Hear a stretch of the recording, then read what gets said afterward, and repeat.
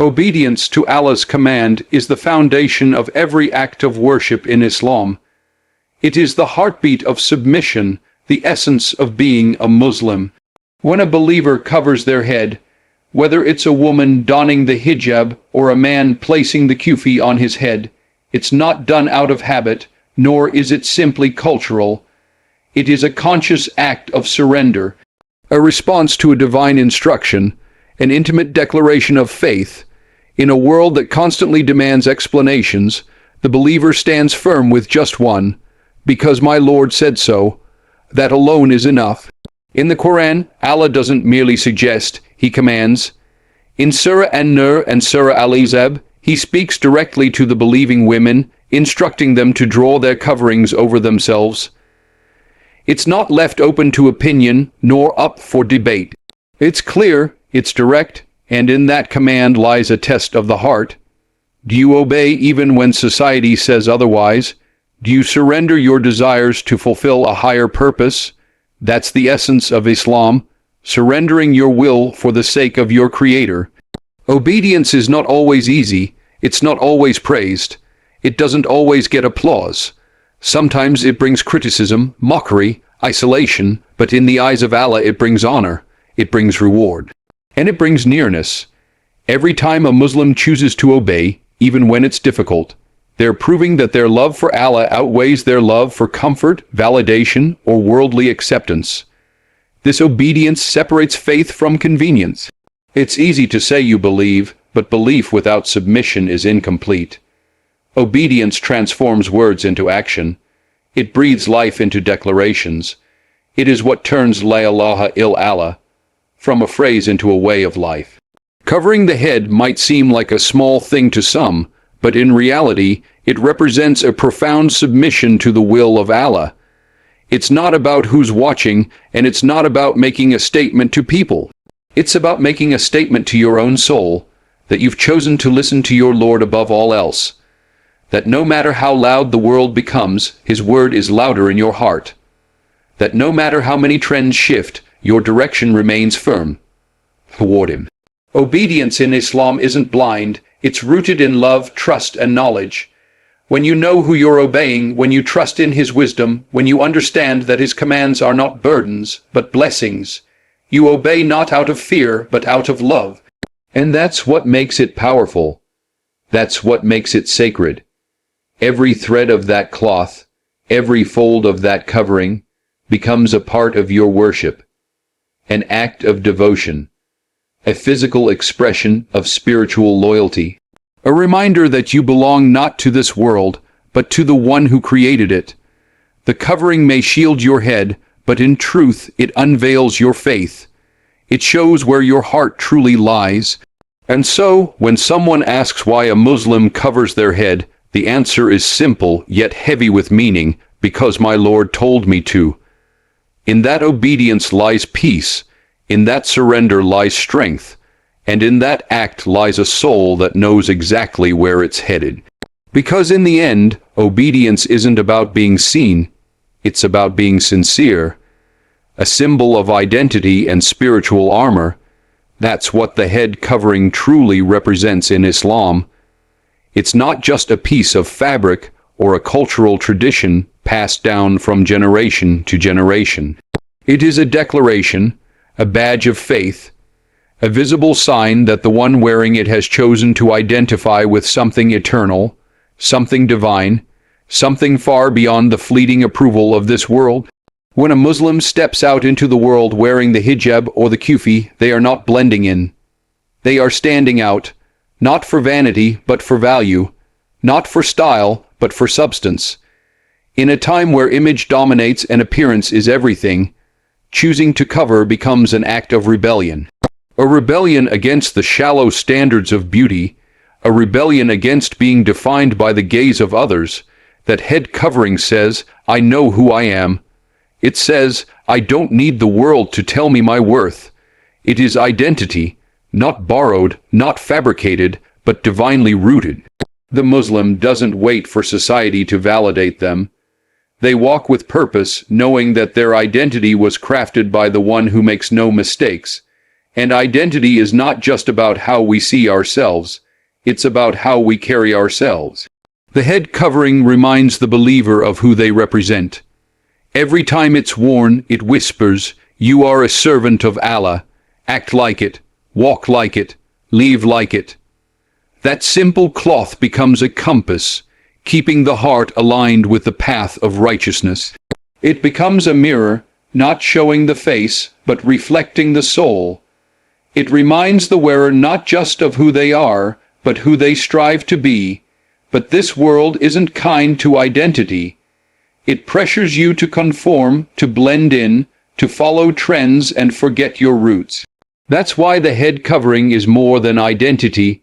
It's armor, spiritual armor, because when judgment rains down, when stares cut like daggers, when questions come wrapped in condescension, that fabric becomes a shield against doubt, a shield against arrogance, a shield against the false promises of this dunya. The hijab protects modesty, yes, but it also protects purpose. The Kufi humbles the heart and elevates the intention. Both are worn not to hide the person, but to honor the soul. When you wear your faith, you carry a responsibility.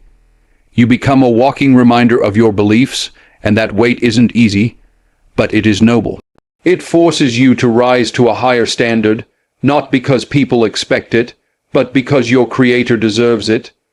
There's a quiet strength in that, a dignity that doesn't need to shout. And even when misunderstood, even when ridiculed, the believer knows.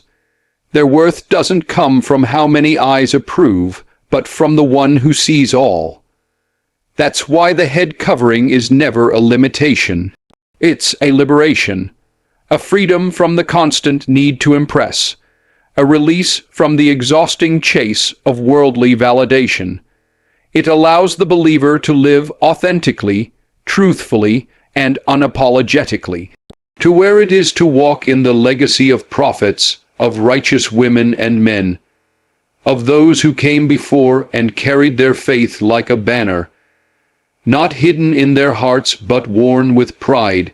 It's a link to the Ummah, to the collective identity of the believers, to a brotherhood and sisterhood that spans time and space. When you put it on, you're not just yourself, you're part of something bigger. So yes, the head covering is identity and it is armor. It guards the soul, strengthens the heart, and declares to the world that the believer stands for something higher. And in a world that constantly asks you to sell yourself, the one who covers says, "I've already been bought, by the mercy of Allah." Historical legacy of modesty predating Islam is a truth often overlooked, but it holds immense weight in understanding the deeper significance of the Muslim head covering. The act of covering, particularly the head, did not originate with Islam. It is a continuation of a practice deeply rooted in the sacred traditions of earlier faiths, a universal symbol of humility, reverence, and spiritual focus. When a Muslim woman wears the hijab or a Muslim man wears the kufi, they are not initiating something new. They are preserving something timeless. Look back through the scrolls of history and the stories of the righteous. Go back to the era of Maryam, the mother of Isa, peace be upon them. How was she described with a head covering, a woman chosen, purified, and elevated by Allah, cloaked in modesty both in her heart and her dress? Her image, even depicted in Christian iconography, is one of grace covered from head to toe. She is revered not for exposing herself, but for shielding her dignity. Her modesty wasn't a weakness. It was a mark of divine selection. The same can be seen among the righteous women of the Torah, the Bible, and ancient spiritual traditions. Jewish women traditionally covered their heads as a sign of modesty and piety. Christian women in early churches veiled themselves during prayer and worship. In fact, in the Bible, in 1 Corinthians, it speaks of a woman covering her head as a sign of honor before God. This wasn't seen as oppressive. It was seen as sacred, as a way to elevate spirituality above superficiality. Islam didn't invent modesty. It restored it. It refined it. It gave it structure, intention, and divine instruction. It pulled modesty back from cultural trends and placed it back into the hands of revelation. What Islam did was take a fading tradition and protect it, preserve it from being lost in a world becoming more and more obsessed with self-exposure and individualism. The covering, then, becomes a connection to the righteous of the past, a rope tying the modern believer to centuries of God-conscious men and women who chose modesty over vanity, submission over ego, and reverence over rebellion. This continuity gives weight to the head covering. It's not just a symbol of Islam, it's a symbol of faith, a universal language spoken by those who walk the path of righteousness. So when a Muslim covers, they're not acting in isolation. They're joining a sacred legacy that spans prophets, saints, and generations who stood before their Lord in humility. They're walking in the footsteps of Maryam, of Asiya, of Khadijah and Fatima, of the women and men who were closest to divine truth. That legacy is power. It's a shield from modern confusion. It's a compass in an age where values shift like the wind. While the world encourages self-display and self-promotion, the head covering says, "My worth is not for show. My value is not on sale. I honor myself through modesty, just as the righteous before me did." To wear the head covering is to make history alive again, to declare that what was sacred then is still sacred now. It's a refusal to forget who we are and where we come from. It's a refusal to let the dust of time erase the dignity passed down from prophets to believers. So when the believer covers their head, they aren't just obeying a command, they're carrying a legacy. And every time the fabric wraps around the head, it says, "I remember the ones who came before me, and I choose to walk their path." Rooted in Quranic verses and prophetic traditions, the practice of covering the head in Islam carries a weight far beyond cultural symbolism. It is grounded in divine revelation and the life of the Prophet Muhammad, peace be upon him, who lived as the perfect model for all Muslims. When a Muslim covers their head, whether through hijab, Kufi, or other forms of modest dress, it is not done out of blind habit. It is a direct response to sacred instruction. It is an act connected to the very foundations of Islamic faith, deeply woven into the words of Allah and the actions of His Messenger. The Quran speaks clearly on the matter. In Surah An-Nur, verse 31, Allah commands believing women to draw their veils over themselves. This is not phrased as a suggestion or a recommendation.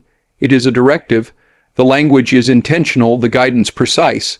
Similarly, in Surah Al-Ahzab, verse 59, Allah instructs the Prophet to tell his wives, his daughters, and the believing women to draw their outer garments around them. The reasoning given is profound, so they may be recognized and not harmed. It's about protection. It's about dignity. It's about being known not for the body, but for the soul. These verses reveal the divine origin of the head covering. It's not a rule made by men. It's not something society invented. It's a command from the one who created the human soul and knows what nurtures it best.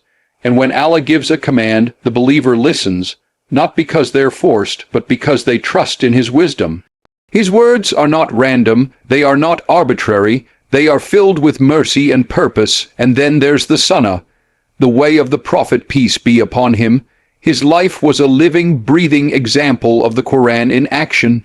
He lived modesty, taught it, encouraged it.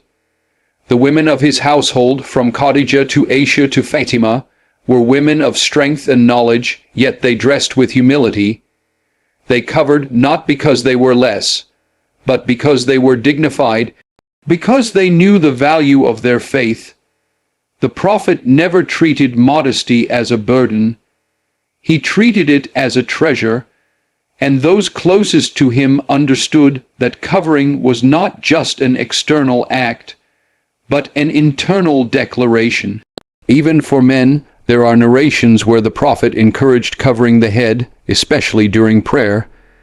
He himself was often seen with a turban or a head covering, showing that modesty is not gendered, it's a shared value. The Prophet once said, Modesty is a part of faith. Not a piece of culture, not a trend, faith. That means every act of modesty, including how we dress, is tied directly to our relationship with Allah. So when a Muslim chooses to cover their head, they are choosing to walk in the footsteps of revelation. They are saying, I heard, and I obeyed. They are aligning themselves with the example of the most beloved man to ever walk this earth. They are placing themselves in the protective light of Allah's guidance, trusting that what He asks of them is always for their own good, even when the world doesn't understand it. Rooting the head covering in Quran and Sunnah gives it unshakable strength. It's not a passing trend. It doesn't bend with time. It stands firm, anchored in divine words and sacred example, and that makes it unbreakable. So when someone asks why Muslims cover their heads, the answer is clear. Because the Quran commanded it, the Prophet lived it, and the believer honors it. A constant reminder of servitude and higher purpose. That is what the head covering becomes for a believer. In a world full of distractions, where every moment calls attention to ego, status, and appearance, the act of covering the head draws the heart back to what truly matters. It is more than a piece of clothing. It is a signpost for the soul. A symbol that says, I am not here to serve myself. I am here to serve the one who made me. The hijab, the kufi, and other forms of covering are not ends in themselves. They are tools, daily physical reminders that this life is not the destination. It's just the journey. Every time a Muslim wraps the scarf or places the cap on their head, it's a moment of intention, a whisper to the heart that says, you belong to Allah. It's a decision that says, today, I choose to walk with purpose. I choose to carry my submission visibly, not secretly. This act creates a sense of mindfulness, pulling the believer out of autopilot and into conscious living. And in that awareness lies power, because the one who remembers who they serve will never become a slave to the creation. The head covering becomes a personal contract with the Creator. It's as if the believer is telling the world, I won't live on your terms, I live on His terms. It shifts the focus from pleasing people to pleasing Allah. That shift is not always easy. It may come with challenges, questions, looks, judgments, but it also comes with clarity, with peace, because knowing your purpose and being reminded of it every day through your dress makes it easier to walk straight in a crooked world. It's easy to forget the bigger picture. The world moves fast, and it constantly pushes you to think about now, how you look now, how you're perceived now, how much attention you're getting now. But the believer's mindset is different. The one who covers their head isn't dressing for the mirror. They're dressing for the hereafter. That cloth, that small piece of fabric, becomes a daily anchor. A way to slow down, breathe, and remember, you were created by Allah. You were created for Allah, and one day you'll return to Allah. That's why the covering is so much more than modesty. It's a reminder that you're part of something bigger, that your life has meaning beyond this moment. It aligns your heart with the eternal. It keeps you grounded when the world tries to pull you into 1,000 directions. And it turns something as simple as getting dressed into an act of worship, to a spiritual discipline that shapes your character and softens your heart. The deeper beauty of the head covering is that it connects the inner to the outer. It brings harmony between belief and behavior. It allows what you carry in your soul to be reflected in how you carry yourself. That kind of integrity between what you believe and how you live is rare, and it's powerful. Because when the outside and inside are aligned, the believer becomes unstoppable. And that's what the head covering really is. A flag of surrender waved every day not to the world, but to the Lord of the worlds. A quiet, consistent declaration that you know why you're here, and that you'll never forget it. So every time the cloth touches the skin, it whispers to the heart, you are a servant of Allah. And that is the greatest honor of all. An act of courage and dignity against worldly pressures. That's what the head covering represents for a believer in today's world. It is a choice made not in isolation, but in defiance of a society that constantly demands conformity. When a Muslim woman steps into public with her hijab, or a Muslim man wears his Kufi or turban with pride, they are not simply expressing fashion or tradition. They are declaring their identity, holding firm to their values, and pushing back against a culture that often sees modesty as weakness or irrelevance. In reality, it takes immense strength to go against the tide.